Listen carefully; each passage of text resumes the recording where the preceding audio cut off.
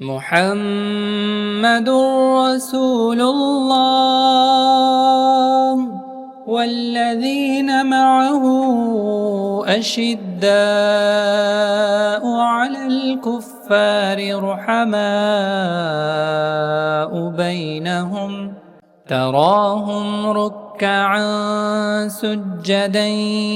يبتغون فضلا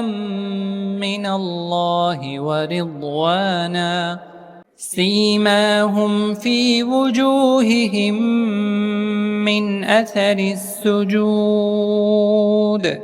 ذلك مثلهم في التوراة ومثلهم في الإنجيل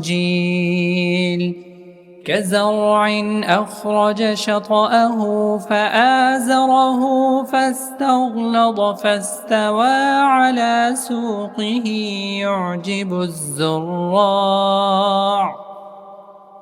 يعجب الزراع ليغيظ بهم الكفار وعد الله الذين